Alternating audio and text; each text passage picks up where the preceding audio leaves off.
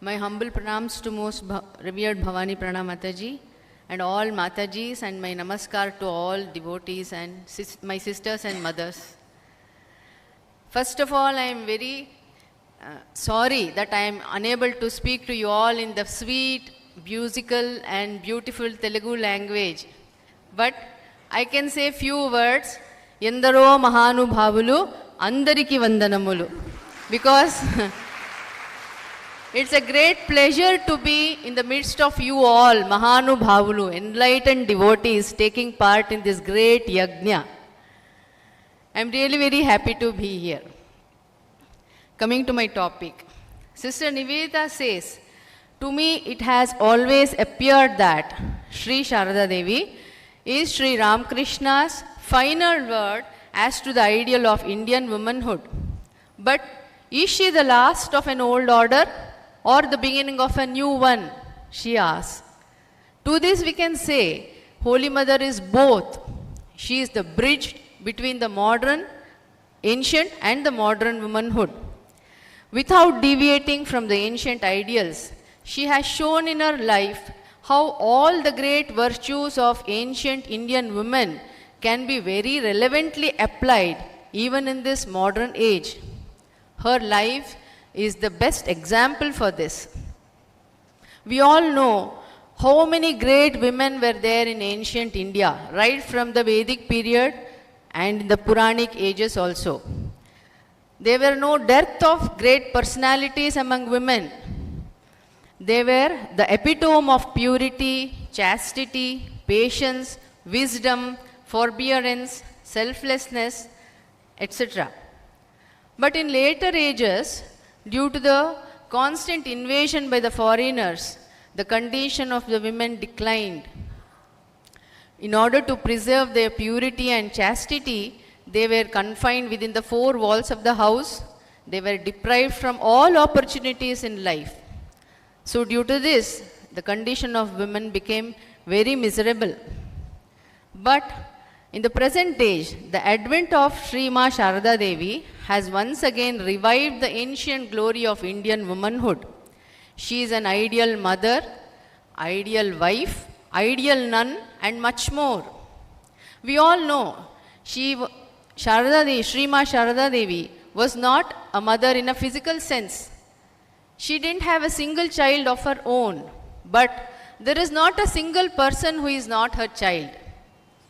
Her motherly affection flowed equally on all, irrespective of social status, creed, caste, etc. For her, the thief Amjad and the greatest disciple of Sri Ramakrishna, Swami Sharadananda, were one and the same. Her affection flowed equally on both of them. And her motherly heart could not be restricted by any kind of barriers. You all have seen a beautiful photo of Holy Mother sitting with Sister Nivedita on the same cot. This is not just a photo. It is the revolution brought about by Holy Mother. It was something unimaginable in those times for a Brahmin widow to share the same seat with a Westerner.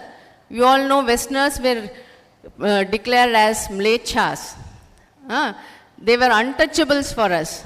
But Holy Mother's heart could not bear such barriers, could not bear in her heart such barriers. She sat with them. Not only that, she even shared fruits with the same fruit. Who but a real mother can do this? That is why a poet has described mother very beautifully as Nikhila Matri Hridaya Sagara Manthana Sudha Murti. Means, mother is the embodiment of the nectar got out of churning the oceans of all the hearts of mothers. Next, and Sri Ma Sharadhadevi was the very embodiment of purity.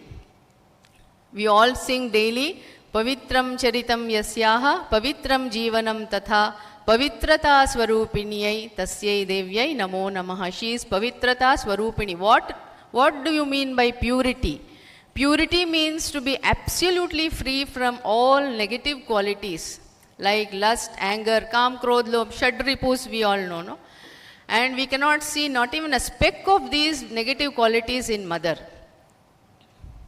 Yesterday we all have seen that incident of dacoit, Mark coming in face to face with the dacoit. What made mother so fearless? How could mother keep up her mental balance even in that dangerous situation? It was her purity, her immaculate purity. This only shows that where there is purity, there can never be any kind of fear. Fear is the outcome of the negative qualities. And one more thing I want to tell you is, mother is called Lajja Patavrita.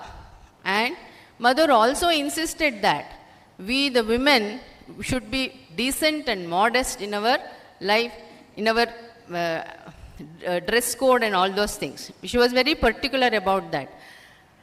Lajja Patavrita, being Lajja Patavrita, helps us to helps us to become Avrita Chakshu.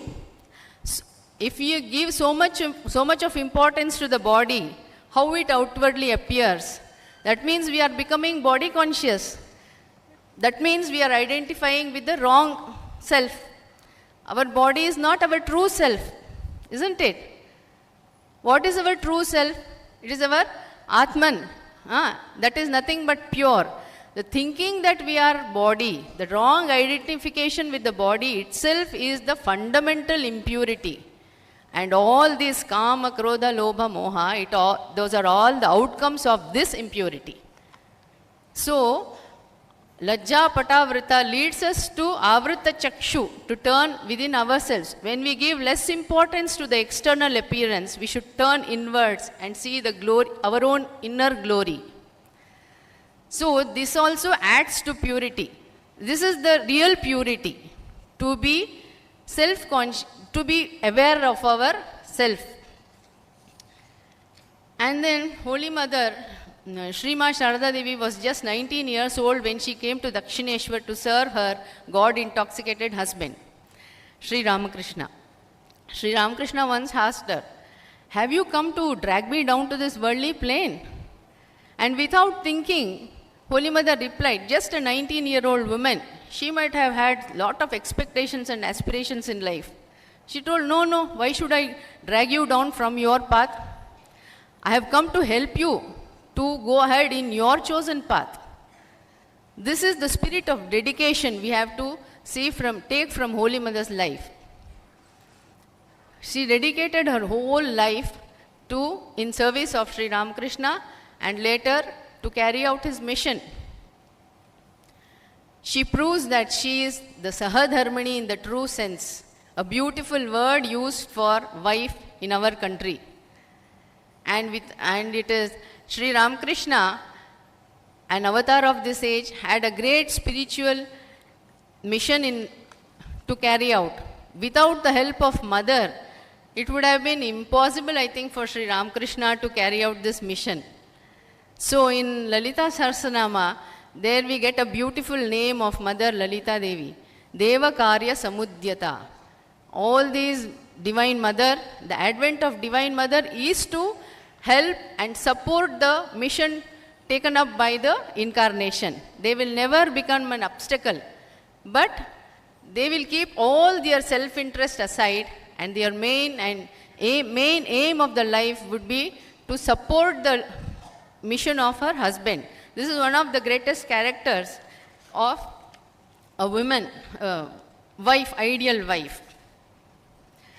Later, when Swami Vivekananda and many other young disciples of Sri Ramakrishna who were well educated at that time, they formed the new order of monks, and in the formative period, they were unable to come to some decision or to conclusion regarding some serious matters. It was Srimati Sharadhadevi again who gave a very appropriate solution and guidance out of her great wisdom and far-sightedness. So she is revered as Sangha Janani. See, Sri Ramakrishna initiated the Sangha. Swami Vivekananda and the brother disciples, they gave shape to it, they materialized it. But who is sustaining the Sangha? Who is protecting the Sangha? It was Sri Ma Sharadhadevi. She prayed for the Sangha. Because of that prayers, even now the Sangha is going on smoothly and expanding very beautifully. So, and Sri Ma Sharadhadevi, though she was entangled in all worldly matters, in the family matters, at the same time she could keep her whole mind on God also. Just like Sri Ramakrishna, even Holy Mother, Sri Ma Sharadhadevi could also slip into samadhis now and then. But who could notice that? She had got the tremendous capacity to conceal that also. She could suppress that. Only few of her closest companions could notice that. Though she appeared to be very much attached in the worldly duties, she was at the same time very much detached also. And her mind would soar up so high, it was very difficult for her to bring it down. Swami Turiyanji Maharaj says, it was very difficult for mother to bring her mind from such lofty height that we ordinary people will have to do tapasya for several births to reach to that state. But Holy Mother's natural state was that. Because getting entangled with these work, she would be in our level. Roma Rolla, in his book on the biography of Sri Ramakrishna, tells us that Sri Ramakrishna is the consummation of 2000 years of spirituality of 300 million people. Similarly, we can say Sri Ma Sharadhadevi is also the consummation of all great virtues of all great women of all times. In her life we can see the expression of all the ancient virtues of ancient Indian women very well expressed. But mother was bold enough to discard all the narrowness and rigid customs, few of them, of the ancient women, which Indian women had followed. But immaculately Holy Mother followed all the ancient ideals in her life. But unfortunately, in recent times, most of the women have forgot to recognize our own dignity and sacredness. This is because we are almost ignorant of the glory of our past, women of past. And it is high time we realize this, and we have to protect the virtues, all those virtues. But how to do is, we cannot protect these values by mere books or films or social media. We have to relive them. We have to express them in our own life. And the best method, the best way to do this is to follow Sri Ma Sharadhadevi's life and teachings. You can say how to follow. We should imitate Sri Ma Sharadhadevi. But we may say, we are not facing the same situation which Holy Mother faced in her lifetime. But one thing we can do is, whenever in the odd situations we are facing, we come across, then we can just think what Holy Mother would have done in this same situation. Just bring Holy Mother in your thought, and that will give you a positive guidance. Never you will get a wrong guidance keeping Holy Mother in your mind. So this is how we can lead our life fruitfully and purposefully, following the teachings of Holy Mother and imitating her instead of imitating anybody else. Namaskar.